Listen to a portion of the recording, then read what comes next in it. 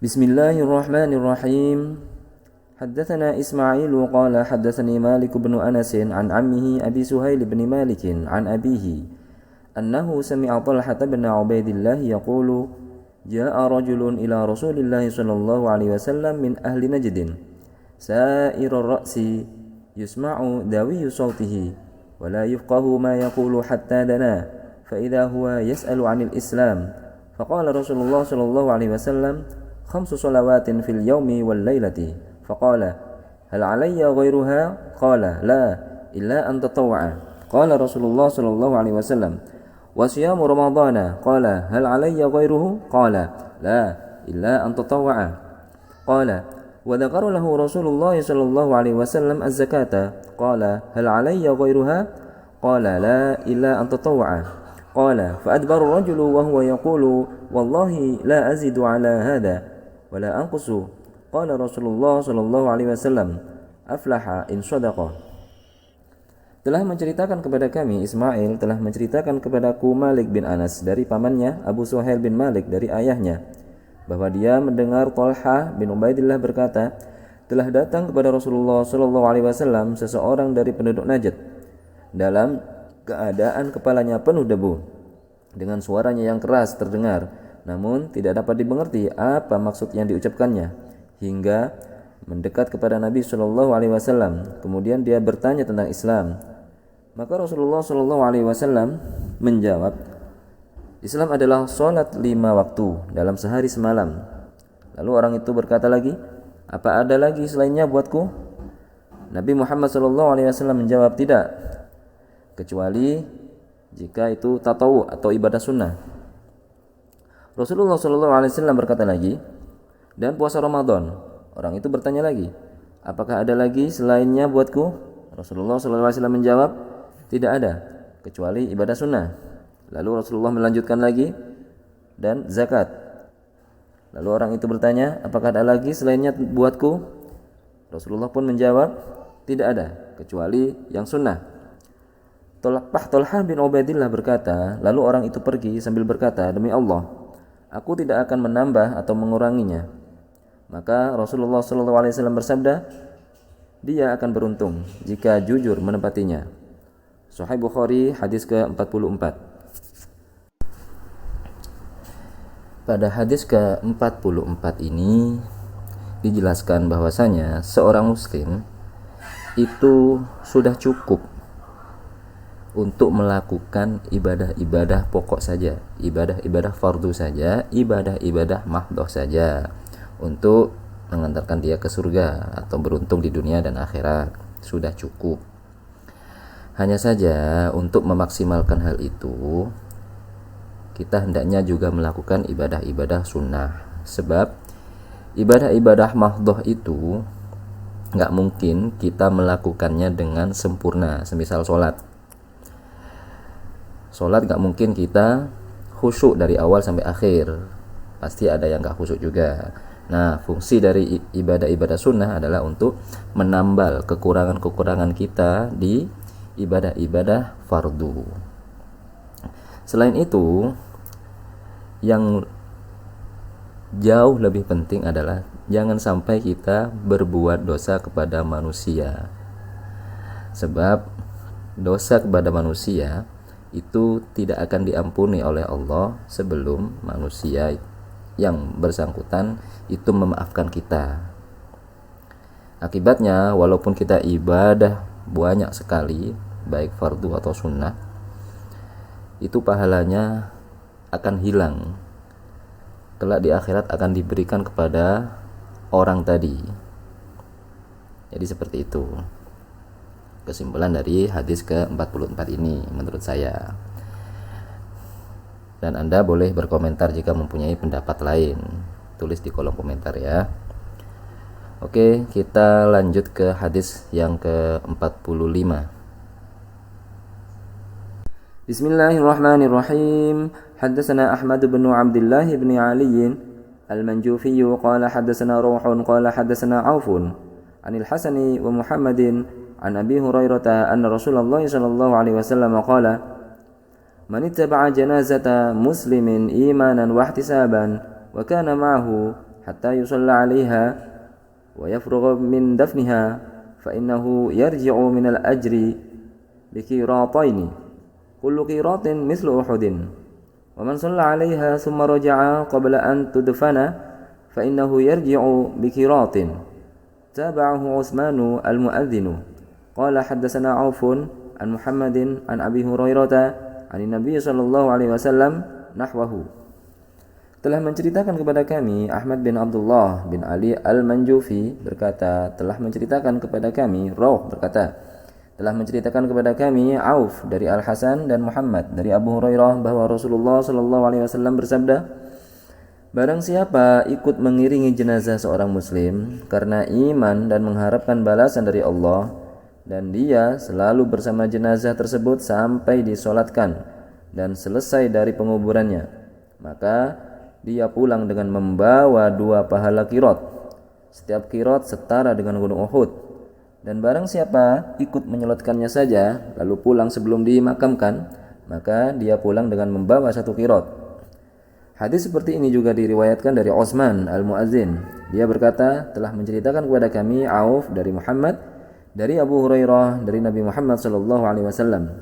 Sahih Bukhari hadis ke-45. Pada hadis ke-45 ini kita sudah bisa membacanya dengan jelas. Sudah mengetahui dari hadis ini bahwasanya pahala bagi orang-orang yang mengantarkan jenazah atau ikut membantu dalam proses pemakaman jenazah dari awal, mulai dari memandikan, mengkafani, mensolati, itu pahalanya sangat besar. Jika sempurna dari awal sampai akhir, maka kita mendapat pahala 2 pahala. 1 pahala sama dengan sebesar gunung Uhud. Tapi perlu diketahui bahwa mengikuti sholat jenazah itu hukumnya fardu kifayah. Artinya jika seseorang di daerah tersebut sudah ada yang melakukan mengikuti sholat jenazah, maka kewajiban bagi muslim yang lain sudah gugur, nggak apa-apa. Tapi alangkah baiknya kalau kita mengikuti mulai dari mensolati sampai memakamkan, seperti itu. Selanjutnya kita ke hadis 46. Bismillahirrahmanirrahim. Haddatsana Muhammad bin Ar'arata qala haddatsana Syu'bah an Zubayd qala sa'altu Aba Wa'il 'anil murji'ati faqala haddatsani Abdullah anna an-nabiy sallallahu alaihi wasallam qala sibabul muslimi fusuqun wa qitaluhu kufrun. Telah menceritakan kepada kami Muhammad bin Ar'arah berkata, telah menceritakan kepada kami Syu'bah dari Zubayd berkata, aku bertanya kepada Abu Wa'il tentang Murji'ah, maka dia menjawab, telah menceritakan kepadaku Abdullah bahwa Nabi SAW bersabda, mencela orang muslim adalah fasik dan memeranginya adalah kufur. Sahih Bukhari hadis ke-46. Hadis yang ke-46 ini adalah teguran keras dari Nabi Muhammad SAW agar kita tidak mudah mencaci seseorang, mencemooh seseorang, bahkan menghina seseorang, siapapun itu, baik habib, kiai, ulama, ustadz, buya, siapapun, atau orang awam seperti saya. Jika mereka melakukannya, maka langsung mereka statusnya menjadi orang yang fasik. Jika sudah orang yang fasik, maka berita-berita dari mereka tidak bisa kita percaya sepenuhnya. Sebagaimana ayat, in ja'akum fasiqun binaba'in fatabayyanu. Jika ada seseorang fasik menyampaikan berita, maka harus diklarifikasi benar apa enggak. Enggak bisa kita telan mentah-mentah. Apalagi jika sampai kita itu memerangi saudara kita atau membunuh saudara kita. Sebagaimana hadis yang telah diterangkan kemarin, yang membunuh dan terbunuh dua-duanya masuk neraka. Semoga kita dapat menghati-hati, dapat mengontrol emosi, dan tidak mudah mengeluarkan kata-kata yang kotor kepada saudara kita. Bismillahirrahmanirrahim. Akhbarana Qutaibah bin Sa'id, haddatsana Ismail bin Ja'far عن حميد حدثني أنس بن مالك قال أخبرني عبادة بن الصامت أن رسول الله صلى الله عليه وسلم خرج يخبر بليلة القدر فتلاحى رجلان من المسلمين فقال إني خرجت لأخبركم بليلة القدر وإنه تلاحى فلان وفلان فرفعت وعسى أن يكون خيرا لكم التمسوها في السبع والتسع والخمس. Telah mengabarkan kepada kami Qutaibah bin Sa'id, telah menceritakan kepada kami Ismail bin Ja'far dari Humaid, telah menceritakan kepadaku Anas bin Malik berkata, telah mengabarkan kepadaku Ubadah bin As-Samit bahwa Rasulullah SAW keluar untuk menjelaskan tentang Lailatul Qadar. Lalu ada dua orang muslimin saling berdebat. Maka Nabi Muhammad SAW bersabda, aku datang untuk menjelaskan Lailatul Qadar kepada kalian. Namun si fulan dan si fulan saling berdebat sehingga akhirnya diangkat Lailatul Qadar itu. Dan semoga menjadi lebih baik buat kalian. Maka itu intailah atau tunggulah Lailatul Qadar itu pada hari yang ke-7, ke-6 dan ke-5. Sahih Bukhari hadis ke-47. Bismillahirrahmanirrahim. حدثنا مسدد قال حدثنا إسماعيل بن إبراهيم أخبرنا أبو حيان التيمي عن أبي زرعة عن أبي هريرة قال كان النبي صلى الله عليه وسلم بارزا يوما للناس فأتاه جبريل فقال ما الإيمان قال الإيمان أن تؤمن بالله وملائكته وكتبه وبلقائه ورسله وتؤمن بالبعث قال ما الإسلام قال الإسلام أن تعبد الله ولا تشرك به شيئا وتقيم الصلاة وتؤدي الزكاة المفروضة وتصوم رمضان قال ما الإحسان قال أن تعبد الله كأنك تراه فإن لم تكن تراه فإنه يراك قال متى الساعة قال ما المسؤول عنها بأعلم من السائل وسأخبرك عن أشراطها إذا ولدت الأمة ربها وإذا تطاول رعاة الإبل البهم في البنيان في 5 لا يعلمهن إلا الله ثم تلا النبي صلى الله عليه وسلم إن الله عنده علم الساعة الآية ثم أدبر فقال ردوه فلم يروا شيئا فقال هذا جبريل جاء يعلم الناس دينهم قال أبو عبد الله جعل ذلك كله من الإيمان. Telah menceritakan kepada kami, Musaddad berkata, telah menceritakan kepada kami Ismail bin Ibrahim, telah mengabarkan kepada kami Abu Hayyan At-Taimi dari Abu Zur'ah dari Abu Hurairah berkata bahwa Nabi Muhammad SAW pada suatu hari muncul kepada para sahabat, lalu datang malaikat Jibril alaihissalam yang kemudian bertanya, apakah iman itu? Nabi SAW menjawab, iman adalah kamu beriman kepada Allah, malaikat-malaikatnya, kitab-kitabnya, pertemuan dengannya, rasul-rasulnya, dan kamu beriman kepada hari kebangkitan. Lalu Jibril berkata lagi, apakah Islam itu? Nabi Muhammad menjawab, Islam adalah hendaknya kamu menyembah Allah dan tidak menyekutukannya dengan suatu apapun. Lalu kamu mendirikan sholat, kamu tunaikan zakat yang diwajibkan, dan berpuasa di bulan Ramadan. Lalu Jibril bertanya lagi, apakah ihsan itu? Maka Nabi Muhammad SAW menjawab, kamu menyembah Allah seolah-olah melihatnya. Dan bila kamu tidak melihat Allah, maka sesungguhnya Allah melihatmu. Lalu Jibril berkata lagi, kapan terjadinya hari kiamat itu? Maka Nabi Muhammad SAW menjawab, yang ditanya tentang itu tidak lebih tahu dari yang bertanya, tapi aku akan terangkan tanda-tandanya, yaitu jika seorang budak telah melahirkan Tuhannya, jika para penggembala unta yang berkulit hitam berlomba-lomba membangun gedung-gedung selama 5 masa yang tidak diketahui lamanya kecuali Allah Ta'ala. Kemudian Nabi Muhammad SAW membaca ayat, sesungguhnya hanya pada Allah pengetahuan tentang hari kiamat. Quran surat Luqman ayat 34. Setelah itu Jibril alaihissalam pergi. Kemudian Nabi SAW berkata, hadapkan dia ke sini. Tetapi para sahabat tidak melihat sesuatu apapun. Maka Nabi bersabda, dia adalah malaikat Jibril, datang kepada manusia untuk mengajarkan agama mereka. Abu Abdullah berkata, semua hal yang diterangkan beliau SAW dijadikan sebagai iman. Sahih Bukhari hadis ke-48. Pada hadis yang ke-48 ini menceritakan bahwa Malaikat Jibril datang kepada Rasulullah menjelma menjadi manusia untuk mengajarkan agama atau pokok-pokok agama di dalam Islam kepada para sahabat. Dalam kejadian ini bisa ditarik kesimpulan bahwasanya tidak semua yang disampaikan oleh dari malaikat Jibril kepada Nabi Muhammad SAW itu merupakan ayat-ayat Al-Quran. Tidak semua, sebab wahyu kan ada dua macam. Yang pertama, wahyu dari Allah melalui malaikat Jibril kemudian disampaikan kepada Rasulullah SAW dan tercatat di dalam Al-Quran, itu berupa wahyu sekaligus berupa ayat-ayat suci di dalam Al-Quran. Yang kedua, ada wahyu dari Allah tanpa melalui perantaraan malaikat Jibril, akan tetapi dari Allah langsung ke Nabi Muhammad SAW. Itu disebut hadis qudsi.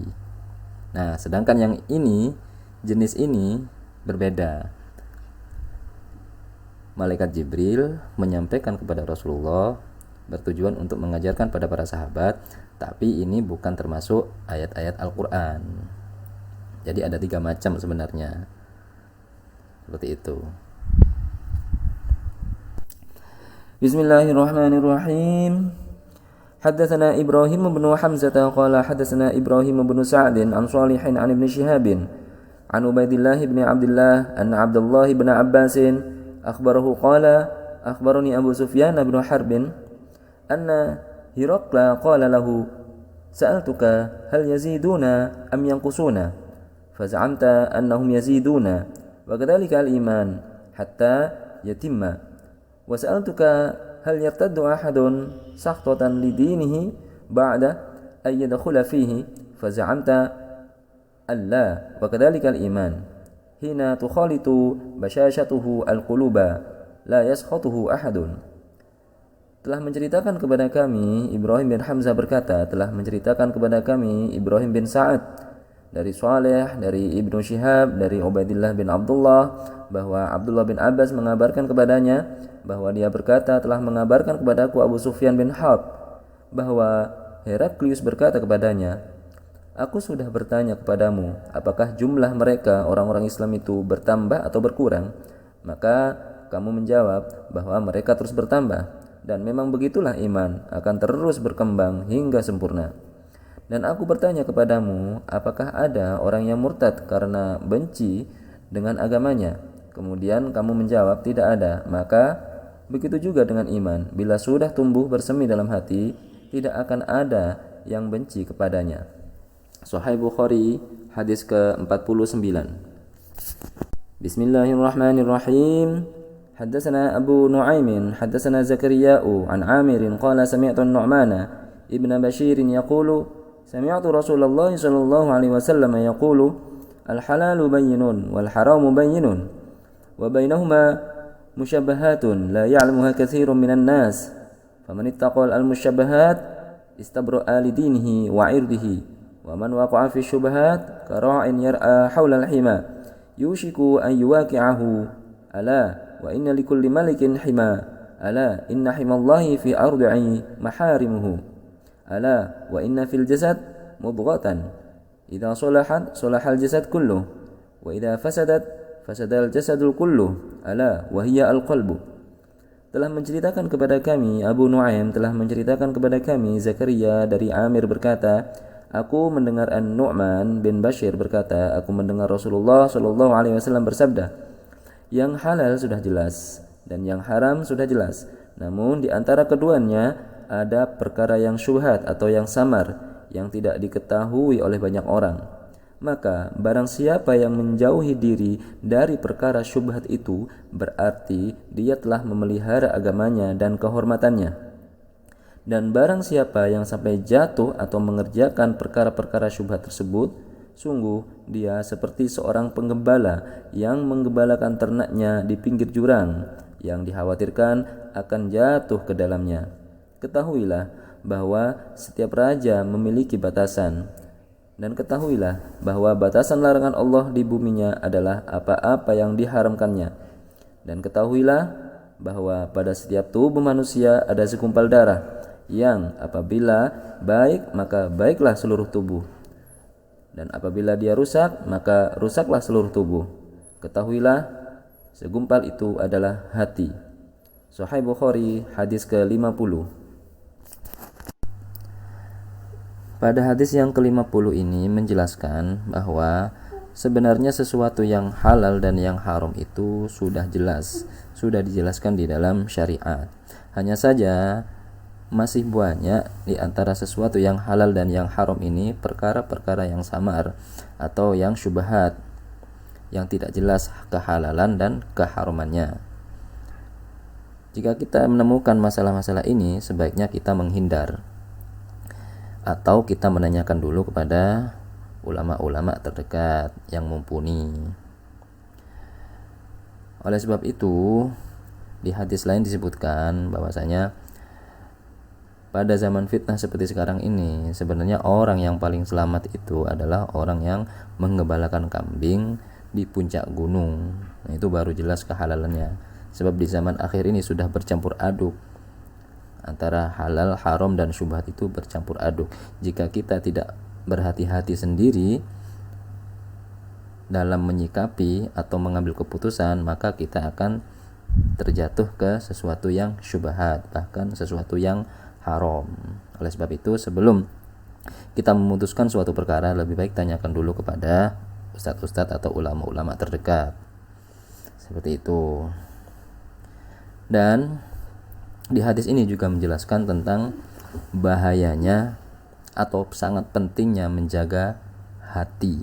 Sebab hati adalah raja atau panglima yang mengomando seluruh pergerakan anggota tubuh atau pikiran kita, baik menuju ke halal atau yang haram. Seperti itu. Jika punya pendapat lain, silahkan tulis di kolom komentar. Kita sharing bareng-bareng. Saya ucapkan sekian. Assalamualaikum warahmatullahi wabarakatuh.